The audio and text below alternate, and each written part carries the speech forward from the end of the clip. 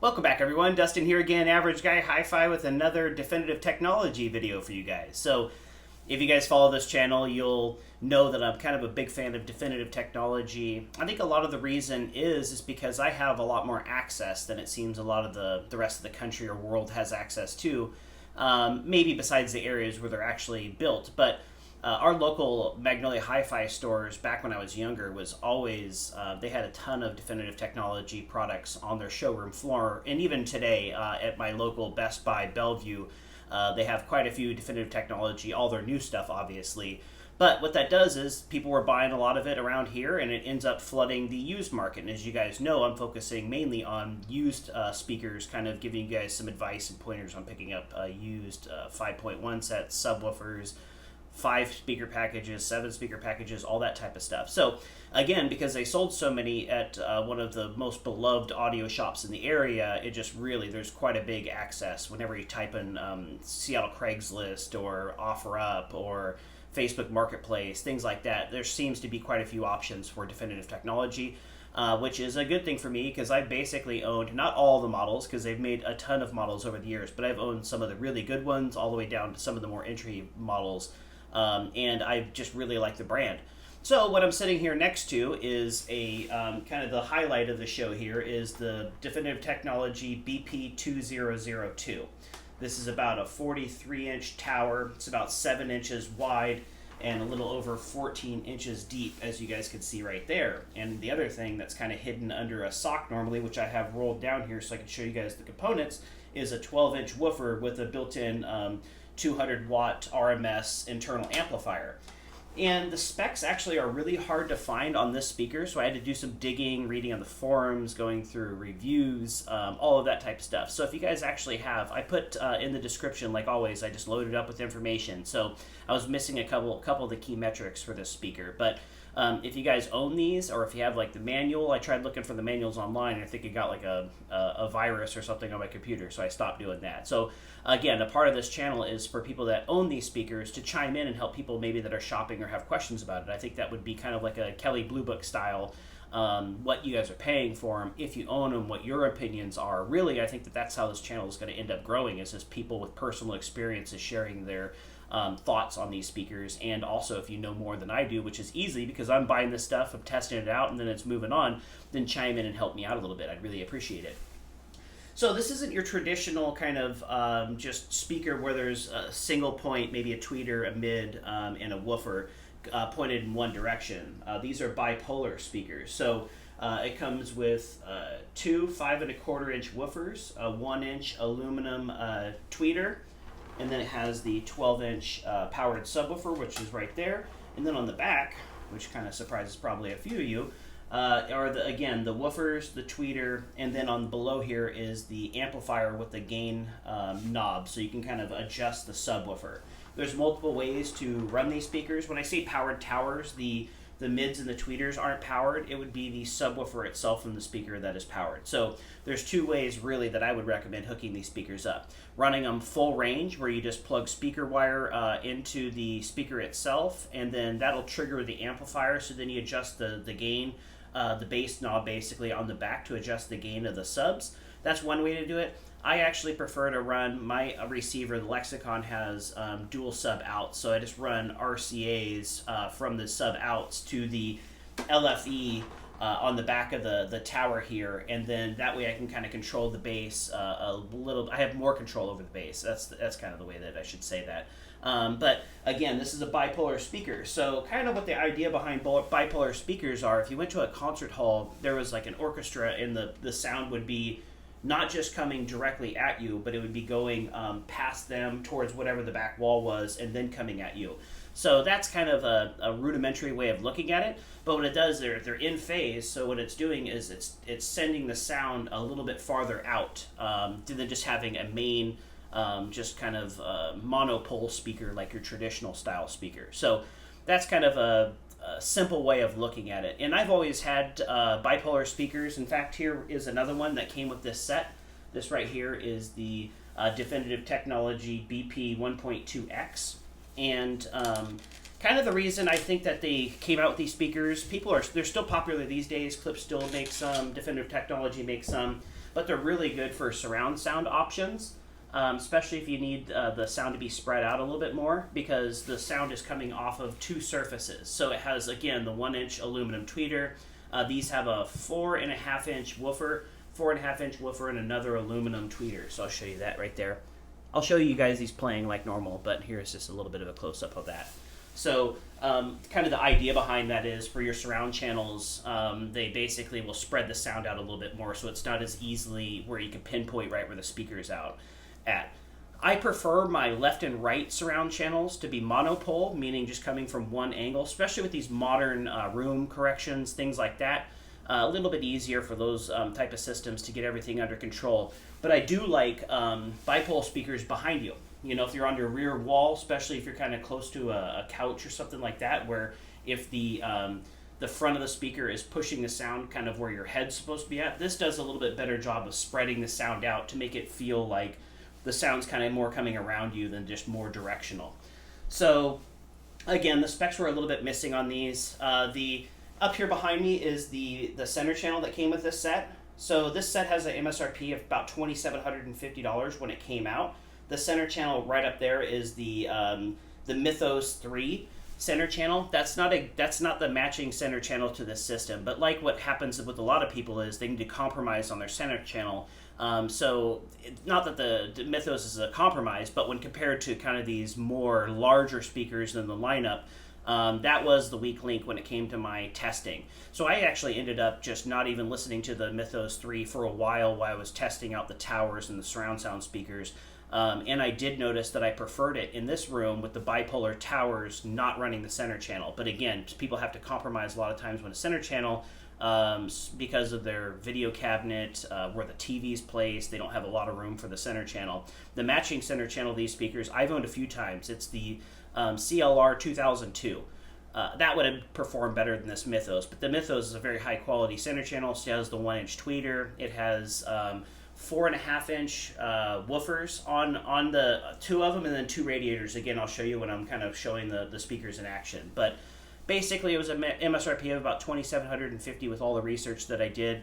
That one's about $549 MSRP, and then these little BP 1.2X were about $400 each when they came out. So I ended up picking the set up for $540. As you guys know, that's kind of one of the deals. I'm always trying to shop for bargains and things like that. So just very pleased with the way the set performed. I've been listening to it for a while now. It was really hard to go from those Tectons to these. I'm a big fan of those, but those Tectons were like the Pendragons are about as best of sounding speakers I've heard. So, but again, with these having the powered subwoofers, I ran them as full range, and the bass is very good. It's not going to get down as low as very high quality subwoofers, but we'll get into that when we start talking about the sound of these speakers. So we'll jump over there. I'll play the scene from Matrix. I know I play that scene a lot, but it does a good job kind of spreading the sound out, utilizing all the speakers. The bass isn't turned up real high. People have asked me on that before. It's like, hey, it doesn't seem like the woofers are going crazy. But to be honest, I tune these things kind of to my liking, and I do like a lot of bass, but I want it to be very controlled and not overdone. So I'll show you these in action. I reversed them. Ideally, this speaker would go on the left because the tweeter should be on the outside, but I was having a hard time getting the lighting when I was doing my test video of the woofer in action, so I just reversed them real quick so I had more lighting hitting the 12-inch woofer, so hopefully you guys get a little bit more excursion. But we'll just jump over there. I'll play you guys a scene from Matrix, and then we'll pop back over and I'll give you guys the average guy hi-fi score. So stay tuned. Okay, everyone, we got the Definitive Technology setup all kind of going. I got it dialed in with Dirac, and here's another clip here. I keep using the Matrix because it's one of the videos that hasn't been copyrighted, even though I haven't monetized the channel or anything. So I'll just show you guys a close-up of the speakers in actions. We got the BP 2002s, the Mythos 3 center channel, and then we have the BP 1.2X surround sound speakers here. So sorry about the wires. Obviously, I got to try to, this place is small, so I got to try to run my lighting so you guys can actually see the speakers. But obviously, when I'm not shooting videos, the wires are nice and tucked away. So here we go.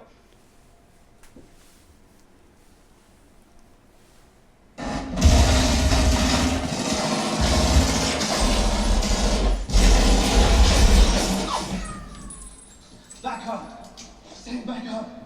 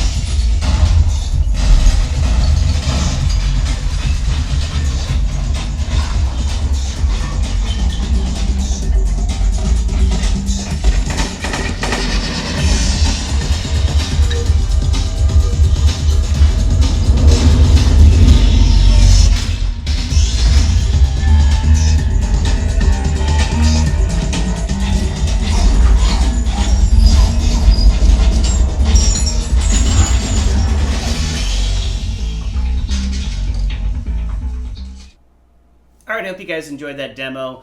Again, Matrix and the 4K, it's just a fantastic demo. It's kind of what you could use to show off your system. But I kind of showed you guys what the speaker with the sock looked like on and everything like that, but I just figured I would show you. It's pretty simple. It's just basically it just kind of slides down and you just pull it up to cover up the pieces or the components and all that stuff. And there's some little tabs on the top. And the sock has some holes, so you just kind of get that looped in there. You get it kind of all situated, and then basically you tighten it up and all that with this little drawstring that's on top as well too. Wish I could show you better, but these things are so tall it's kind of hard to do that. And kind of that just cleans up the look. Obviously hides the components of the speaker and all that. And then it has this under part right here where it has those little holes in it, and then those just kind of clip right on there. But it's got a nice gloss top there to kind of seal it all off. It's a pretty utilitarian style looking speaker, but I kind of like that. Just doesn't knock your socks off with looks, kind of blends into the room as much as it can. This thing is, again, 43 inches tall, deep, and it's not the easiest thing to hide, but just a non-traditional way of doing a cover. So, and even the newer models still offer that from Definitive Technology. I'm really intrigued by the new stuff too, so I want to get my hands on that, so I've got my searches out and see if I can find some new. But anyway, now we're on to the Average Guy Hi-Fi scoring section of the video, kind of my favorite part, where I just talk about the benefits and the things that it kind of lacks, and then we just kind of go over it. It's a little bit hard to do with 5 different speakers, or 5 speaker packages, 3 different speakers. But again, I'm trying not to make these videos 20 minutes long. I know we all have a short attention spans these days, so I'm trying to cram it in, but not look like a spaz too. So the 5 categories we go off of are quality, we go off of sound, we go off the MSRP price, we go off the aesthetics, and then we go off my price paid. Each category is worth up to 10 points, and then we average those out and give you guys the Average Guy Hi-Fi score at the end. So when it comes to a quality perspective, I gave them an 8 out of 10. Again, Definitive Technology, I think that it's getting more towards, it's really hard to say. The high end to some people are $50,000 towers. Obviously, the average person out there can't afford anything like that. But I consider Definitive Technology maybe a step up from some of the entry-level Polks or Clips, things like that. So from that perspective, considering the price, these were around $900 a piece MSRP when they initially came out, which isn't an inexpensive speaker. But what they do is they offer a ton of quality, the amplifiers and all that stuff, the cabinetry, everything seems to be top notch. The one reason it's 8 out of 10 when it comes to quality, but one reason I kind of got it knocked a little bit is because I've owned probably 50 pairs of or 50 powered definitive technology speakers over the years. So the Mythos STs, the STSs, the BP2002s like these, the BP2001s, all the Supercube subwoofers. So I've owned a ton of them, and unfortunately, just due to the age of many of these speakers, the amplifiers are a little bit more prone to failure. And that's one thing that just needs to be discussed. It's not really a knock on definitive technology. Some of these speakers were 20 years old when the amplifiers gave out, and that's more than most people would expect out of them. But compared to like traditional speakers where they don't have the amplifier, it's just one more thing to consider when you're shopping. Another thing to consider as well too would be that you need to plug these in. These, I didn't mention it previously, but you do need an outlet, so it's a little bit harder to kind of tuck cords and things like that. But other people are like, hey, well, you have to run speaker wire to them anyway, so there's going to be wires. I'm kind of on that camp, but it's another thing to consider when you are looking at placement and things like that. Hopefully you have an outlet close by so you're not running wires or anything like that. So basically they do have solid cabinets, they have great binding posts, the speaker components seem top-notch, the 1-inch tweeter seems great, 8 out of 10 when it comes to quality. When it comes to sound, I give them an 8.5. One thing that's really good about these speakers, I would say, especially for beginners out there, especially what I paid for these, $540, very inexpensive for this much speaker, but would be that it has the built-in subwoofers. Now, these subwoofers they exaggerate the numbers a little bit. It's always been a thing that's kind of bothered me about definitive technology. They seem to give you like the very optimal, some way they made it do it in a very small room, frequency response numbers, things like that. But it does have subwoofers, and I think they would actually please most people out there, unless you're trying to get into the teens when it comes to frequency response, bass levels at high volumes, then these probably won't meet your needs. But if you're just plopping them down, they have a lot of bass output, especially compared to like your normal non-powered speakers. So, they would compete with something like the I'm trying to think here, Klipsch RF3s, things like that. These will have more bass than those. RF5s, RF7s, these, if you turn up that gain on the back, probably get a little bit more bass response in your room than those speakers. But some people like that, some people don't. Most people just have non-powered speakers, but that is something you should consider, is that the pretty good bass response from definitive technology powered speakers, just not quite as good as what they say in their specs. Another thing that you don't really hear brought up too often is they do need to be tamed a little bit. I think that 1-inch aluminum tweeter is a very good tweeter. It's very detailed, gives you nice sound, but it can be a little bit harsh at times. So at high volumes, I will notice that. I know people always say, hey, Klipsch is very harsh and bright, and I don't like, but my experience has been Definitive Technologies had some speakers like that over the years as well, too. Dynamic speakers, sometimes it's kind of a trade-off. You got to walk that line very closely with something that's dynamic, easy to drive, things like that, but also be a little bit on the harsh side. But luckily I was able to kind of tone these things down. I don't listen to them super loud volumes either, so that is something to consider. 8.5 when it comes out of sound. Very dynamic, good bass. I've just heard better speakers out there.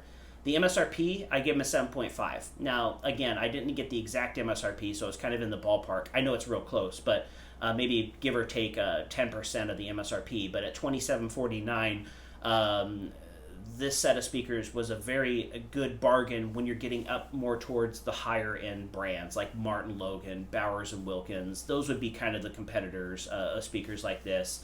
Some of the nicer Klipsch reference line as well too, like the RF83s, things like that. That ran around this price point too, but it's still almost $3,000. And I think back then I could have probably walked into a store and did better than this set at $3,000, especially considering the Mythos center channel up there. That was ideally this would have had the 2002 center channel, which would match these towers much better. But again, I'm buying stuff on the used market, and I'm buying packages that other people have already bought. So it's just kind of a lot of money, and I think I probably could have done better if I would have just went to a store back then when these initially came out, then $27.50 and got a little bit better sound. But still, very good for the quality, especially considering it's a name brand product in this area with a good reputation. The aesthetics, I gave them an 8 out of 10. They're kind of, again, they're pretty basic looking. They just have that sock. That's why I wanted to show you guys how it looked over there on the woofer on that tower with the sock rolled up. Pretty basic, not going to knock your socks off. I do like the look of the gloss caps that they put on the top and the bottom. I think that kind of adds a little bit of class to them. But that's kind of what they're designed to do, just more blend into the room as much as they can for a pretty large tower speaker, being a little over 14 inches deep and 43 inches tall. So pretty basic looking, but kind of classy at the same time is the way I would describe them. 8 out of 10 when it comes to the aesthetics. My price paid, I gave them an 8 out of 10 as well, too. $2,750 MSRP, me picking these up for $540, and they're in good shape. You know, they're not perfect. They got little dings here and there, but overall I was very pleased with the deal. And, you know, I've had some pretty expensive systems in my room, and these were right up there with them. So for $540, you guys out there that are on limited budgets, that's probably a lot for you guys. When I started this hobby, that was a lot for me. It took me a long time to buy my first $300 set of speakers, so mowing lawns, things like that. So I know that price is relative, but I'm just saying that's why I wanted to start this channel, is just to highlight that you guys can get out there and get 80% of what a lot of these guys are throwing big bucks at. You could probably get 80% by grabbing a set of speakers in a small room. You can really get some good performance out of a set of speakers like this, as long as your expectations are reasonable. And again, $540 with the $2,750 MSRP, smiling ear to ear when I load these type of packages up, because I'm going to list it. I know it's going to sell. It's going to go to a new owner that's going to be very pleased with it, and then I'll be on to the next package deal. So 8 out of 10 when it comes to quality, 8.5 when it comes out to sound. It comes to 7.5 when it comes to the MSRP pricing, 8 when it comes to the aesthetics, 8 when it comes to my price paid. That is 40 out of 50, which is 80% average guy hi-fi score. I've had speaker packages, as you guys know, that have beat this when it comes to overall numbers, but this falls very nicely into kind of what I'm trying to show off here. I think for somebody out there that maybe doesn't have room for subwoofers, this might be a good option, which I've had those rooms too. You know, I've moved around a lot, so I've had rooms where it's like, I don't really have a place to do a subwoofer, so speakers that have powered subwoofers built into them were a great option. Now just keep your expectations right. Clearly the subwoofer in this isn't going to compete with something like a PB4000 or anything like that. It just won't. But it does give you very respectable bass response in most rooms, as long as it's not too large or you're trying to overdrive the speaker, things like that, making it try to get too loud more than it was designed to do. But very pleased with this deal, so I'm on to the next. I've already got those Sony Core bookshelf speakers that are probably going to be my next review, and then I have that Monolith 5-channel amplifier as well too that I need to get up here, so I can just sit back and really enjoy it without being too critical of my listening habits here. So again, this is stuff you guys are into. My name is Dustin. The name of the channel is Average Guy Hi-Fi. If you got friends that are beginners or somebody looking to save money, point them this direction. Hopefully we can give them some good info. But mainly, if you guys are definitive technology owners out there and you enjoy these speakers, or if you have critiques, just let me know. Put them in the comments. I would love to hear from you guys. That's kind of, again, if we could treat this thing, what you guys are paying for stuff in your markets, how you guys like the stuff that you're trying out. I think that that's the way we're going to get a foothold, and this channel is really going to work. So thank you guys very much for stopping by. Can't believe we're over 6,000 subscribers. Just an amazing couple of years doing this. So thank you guys for all the support.